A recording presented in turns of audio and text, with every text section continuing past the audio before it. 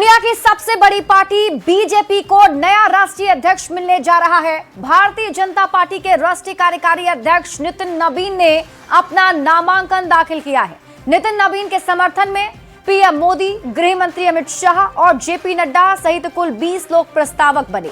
नितिन नवीन ने BJP headquarter में रक्षा मंत्री राजनाथ सिंह, केंद्रीय मंत्री नितिन गडकरी और दूसरे सीनियर नेताओं की मौजूदगी में नॉमिनेशन फाइल किया है। बीजेपी को 6 साल बाद नया अध्यक्ष मिलने जा रहा है। नितिन नवीन ही एकमात्र बीजेपी अध्यक्ष के उम्मीदवार हैं, लिहाजा उनका निर्विरोध चुना जाना तय माना जा रहा है। नितिन नवीन बीजेपी के 12वें राष्ट्रीय अध्यक्ष के रूप में निर्विरोध चुने जा सकते हैं। प्रधानमंत्री नरेंद्र मोदी और गृह मंत्री अमित शाह सहित बीजेपी के केंद्रीय नेतृत्व ने नितिन नवीन को राष्ट्रीय अध्यक्ष पद के लिए उम्मीदवारी का समर्थन किया है और करीब 1 महीने पहले 14 दिसंबर को नितिन नवीन को पार्टी का राष्ट्रीय कार्यकारी अध्यक्ष बनाया गया था। नए राष्ट्रीय अध्यक्ष के तौर पर नितिन नवीन जी हम लोगों को मिल जाएंगे और पूरे देश में संगठन का अनुभव जो उनका है, सरकार में उन्होंने काम किया है और कई राज्यों के प्रभारी के तौर पर युवा मोर्चा में काम किया है, तो सभी का अनुभव का लाभ भारतीय जनता पार्टी को मिलेगा और भारतीय जनता पार्टी और मजबूती के साथ नड्डा जी के नेतृत्व में लगातार काम हो रहा है और उनके नेतृत्व में और मजबूती के साथ खड़ा होगा। दुनिया के सबसे बड़े राजनीतिक दल भारतीय जनता पार्टी के राष्ट्रीय अध्यक्ष का आज नामांकन है और बिहार के लिए गौरवशाली और ऐतिहासिक दिन है कि 45 वर्ष का एक युवा, एक साधारण कार्यकर्ता आज भारतीय जनता पार्टी के शीर्षस्थ पद राष्ट्रीय अध्यक्ष के लिए नामांकन करने जा रहे हैं। बिहार के लोगों में कुछ ज़्यादा ही खुशी है क्योंकि वो बिहार के धरती के पुत्र हैं, लगातार संगठन से जुड़े रहे हैं, एक साधारण कार्यकर्ता रहे हैं और आज प्रस्तावक के रूप में मुझे भी ये मौका मिलेगा कि श्री नितिन नवीन जी का प्रस्ताव पार्टी के समक्ष रखूं। और अब बात करते हैं सीएम नीतीश कुमार की समृद्धि यात्रा की। आज सीएम नीतीश कुमार की यात्रा का पड़ाव सीतामढ़ी पहुंचा, जहां सीएम ने जनसभा को संबोधित भी किया। उन्होंने 2025-30 के बीच बिहार को विकसित राज्य बनाने का संकल्प एक बार फिर से दोहराया। अगले 5 साल में 1 करोड़ युवाओं को रोजगार देने की बात कही। वित्त रहित शिक्षकों के सवाल पर मुख्यमंत्री ने बड़ा भरोसा दिलाते हुए कहा, इस दिशा में काम लगातार हो रहा है। उन्होंने मंच से देवेश चंद्र ठाकुर को खड़े होकर बोलने के लिए कहा और आश्वासन भी दिया कि शिक्षकों की समस्याओं का समाधान किया जाएगा। वहीं पुनौरा धाम का 890 करोड़ से विकास, 50 एकड़ भूमि, बंद चीनी मिल का पुनरुद्धार, 4 नए विद्युत ग्रिड और उद्योग हेतु 500 एकड़ भूमि की व्यवस्था करने का संकल्प भी मुख्यमंत्री ने दोहराया है। काम तो हो ही रहा, चिंता करके नहीं कर रहे। यहीं पर लोग हैं बैठे हुए, हम सबको कहेंगे कहाँ है, आपको क्यों कह रहे, आप देखिएगा नहीं, कहिएगा पूरा, इसीलिए सब होगा। आप एक बार और बात सुन लीजिए। आप जो आपको हम पहले बता दिए हैं 7 निश्चय वाला में, तो इसमें 7 निश्चय के तहत अगले 5 वर्षों में 2025 से 30 के बीच में, तो बाकी पूरे बिहार का आपको बता दिए हैं। तो सीतामढ़ी जिले में जो होगा वो भी हम आपको बता देते हैं। हर जगह के बारे में पूरे बिहार का किया जा रहा है और हर राज्य के लिए जो जरूरी है उसके लिए भी करना शुरू किया जा रहा है। तो इस सब 25 से 30 के बीच में सीतामढ़ी जिले में अनेक काम कराए जाएंगे, जिनमेन मुख्य काम निम्न है, ये जान लीजिए। 7 पॉइंट है। रोजगार के लिए जिले की 7,52,000 महिलाओं को 10,000 रुपये के हिसाब से राशि दी जा चुकी है। इन्हें रोजगार आगे बढ़ाने के लिए 2 लाख रुपए तक की अतिरिक्त सहायता भी दी जाएगी। मुख्यमंत्री नीतीश कुमार यात्रा पर निकलने से पहले बिहार विधान परिषद में जेडीयू सदस्य संजय सिंह के आवास पहुंचे। इसके बाद मुख्यमंत्री महाराणा प्रताप की स्मृति समारोह में शामिल हुए। समारोह स्थल पर पहुंचने पर उनका भव्य स्वागत किया गया और उन्होंने हाथ हिलाकर लोगों का अभिवादन भी किया। इस दौरान उनके साथ कई मंत्री भी मौजूद थे। मुख्यमंत्री करीब 10 मिनट तक कार्यक्रम में रुके, लोगों को शुभकामनाएं दी और फिर अपनी निर्धारित यात्रा पर रवाना हो गए। नीतीश कुमार के बेटे निशांत की सक्रियता को देख जेडीयू की तरफ से भी मांगे अब तेजी से उठने लगी हैं कि निशांत को जल्द से जल्द राजनीति में आना चाहिए। जेडीयू प्रदेश अध्यक्ष उमेश कुशवाहा ने कहा कि पार्टी के तमाम कार्यकर्ताओं की मांग और ये आग्रह है कि निशांत राजनीति में आए। उनके आने से जेडीयू को और मजबूती मिलेगी। हमारी पार्टी के कार्यकर्ताओं नेताओं की तो इच्छा है ही निशांत जी आए, युवा हैं, पढ़े लिखे हैं और योग्य हैं, वाएं और माननीय मुख्यमंत्री नीतीश कुमार जी की जो उपलब्धि है, मुख्यमंत्री जी की जो विचारधारा है, उस विचारधारा को आगे लेकर जाए सब लोग चाहते हैं। लेकिन निशांत जी को नहीं इस पर निर्णय लेना है।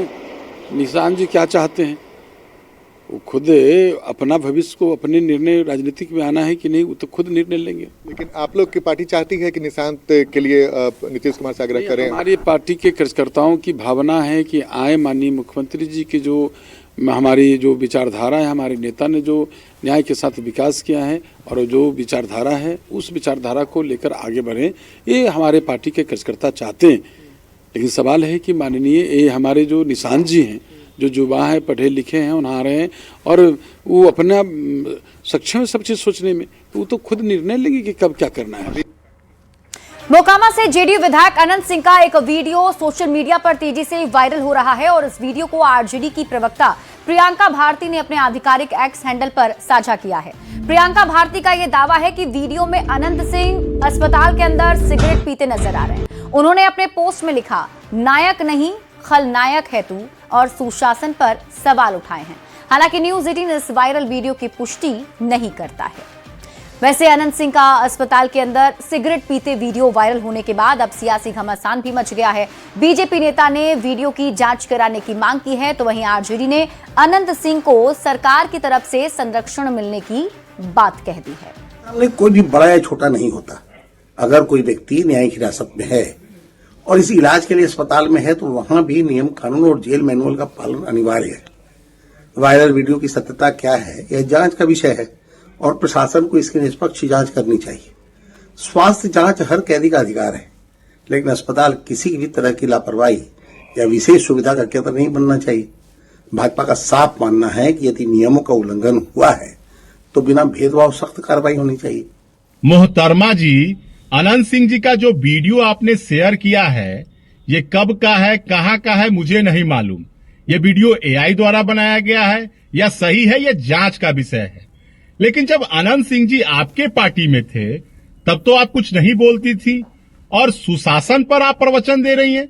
आदरणीय लालू प्रसाद जी बिहार विधानसभा चुनाव के समय जिनके लिए वोट मांगने स्वयं गए थे, उनसे पूछिए सुशासन के बारे में। स्वघोषित छोटे सरकार और नीतीश कुमार जी के दुलरुआ विधायक अनंत सिंह वही काम करते नजर आते हैं जो निषेध होता है। संविधान में हत्या निषेध है, वो चुनावों के दौरान दुलार चंद यादव की हत्या के आरोपी पाए गए। अस्पताल में धूम्रपान निषेध है, वो धूम्रपान करते नजर आए और फूंक में उड़ा रहे थे वो बिहार की कानून व्यवस्था को। ये ऑडेसिटी कहां से आती है? जब तक ऊपर से शह न हो, ये वीआईपी ट्रीटमेंट तो किसी को नहीं मिल सकता। और अब बात करते हैं लॉ एंड ऑर्डर की।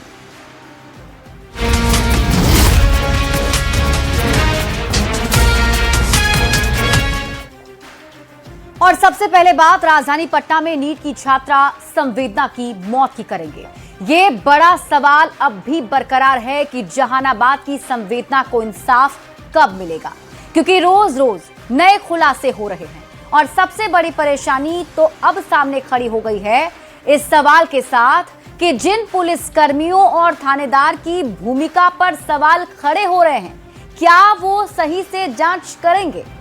चित्रगुप्त नगर थाने की एसएचओ रोशनी कुमारी की भूमिका पर पहले दिन से ही सवाल उठ रहे हैं और अब रोशनी ही खुद जांच का हिस्सा है। ऐसे में विपक्ष के नेता ये आरोप लगा रहे हैं कि बिल्ली को ही दूध की रखवाली की जिम्मेदारी दे दी गई है।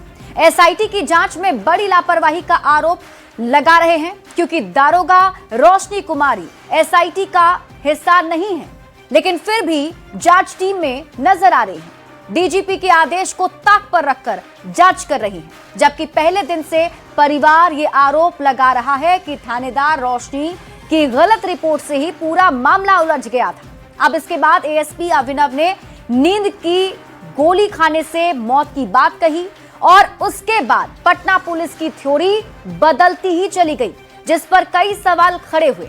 एसएसपी कार्तिकेय शर्मा की टीम ने नीट की छात्रा संवेदना की मौत मामले में जो घालमेल किया वो अब जग जाहिर हो चुका है, जिसे लेकर विपक्ष लगातार सरकार पर हमलावर है। हालांकि सरकार का यह दावा है कि एसआईटी के गठन के बाद जांच तेज हो गई है।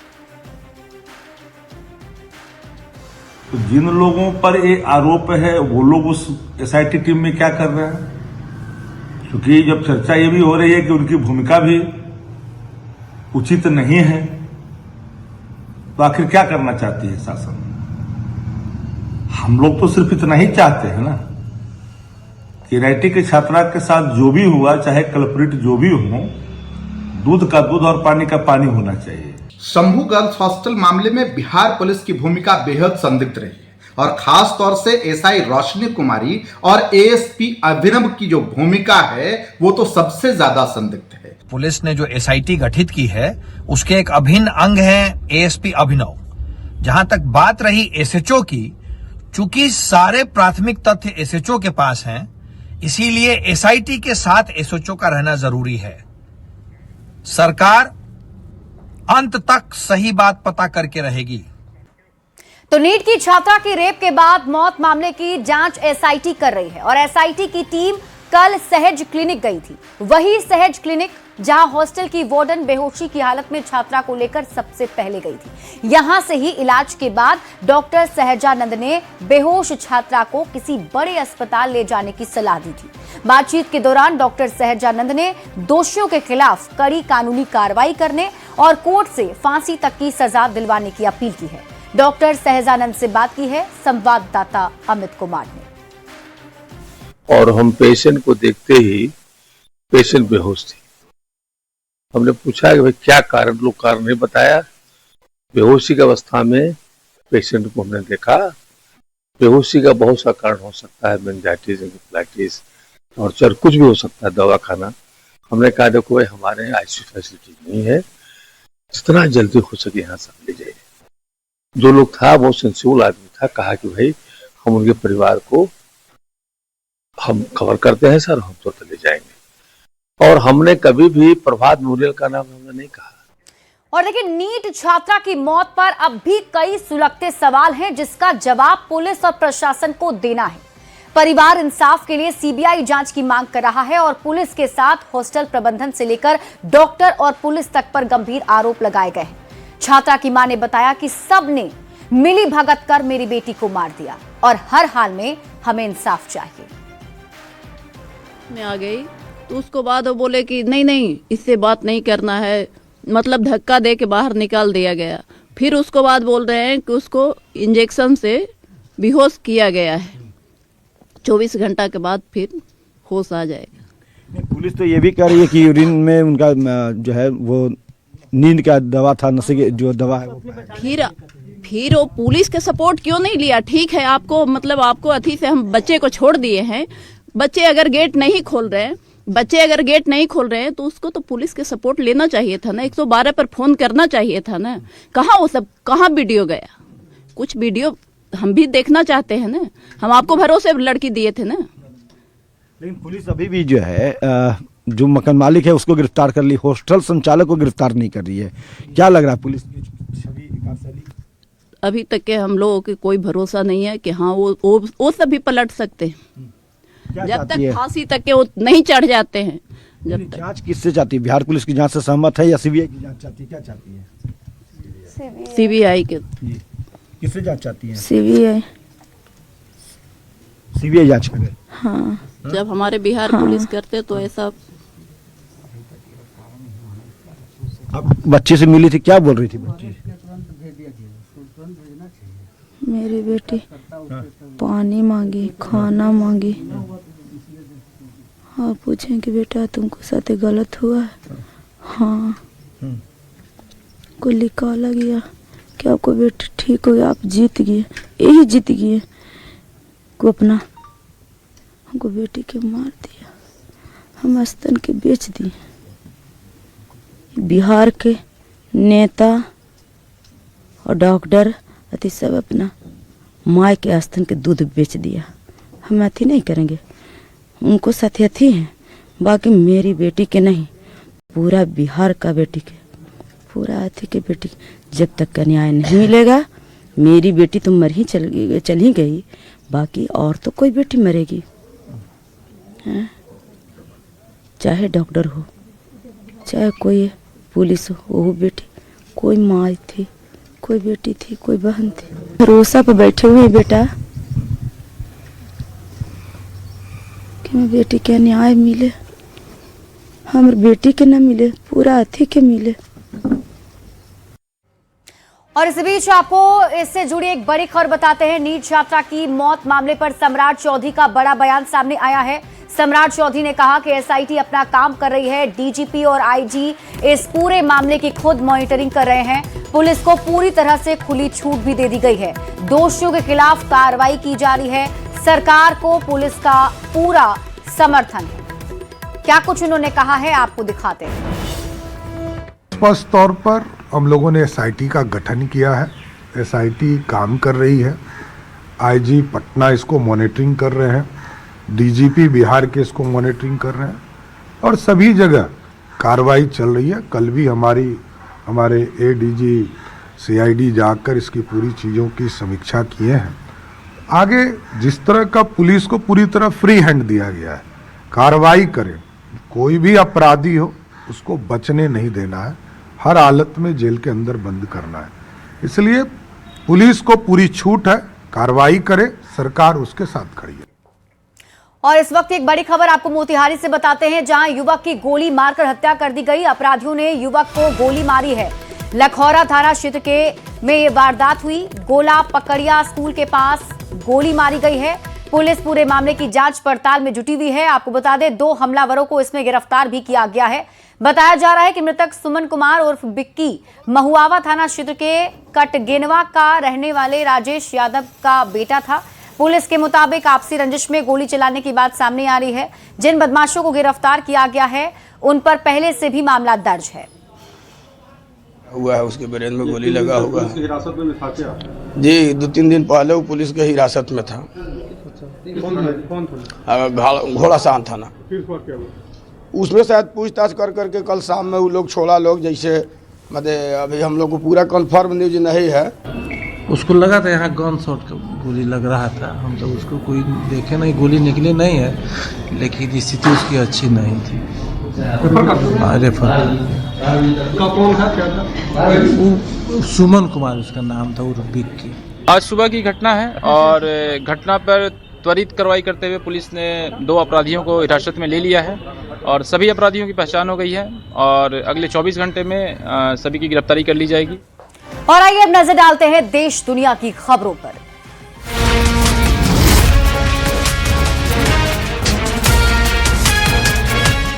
और बड़ी खबर मिल रही है, डोनाल्ड ट्रंप ने प्रधानमंत्री नरेंद्र मोदी को चिट्ठी लिखी है। गाजा शांति बोर्ड के लिए पीएम मोदी को न्योता दिया गया है और ट्रंप ये चाहते हैं गाजा शांति बोर्ड में शामिल हो भारत। गाजा शांति बोर्ड के लिए ट्रंप का भारत को न्योता, पीएम मोदी को गाजा बोर्ड में शामिल होने का न्योता दिया गया है। तो इस वक्त की बड़ी खबर आपको बता रहे हैं, डोनाल्ड ट्रंप ने प्रधानमंत्री नरेंद्र मोदी को चिट्ठी लिखी है। और अब खबरें कारोबार और बाजार से जुड़ी हुई।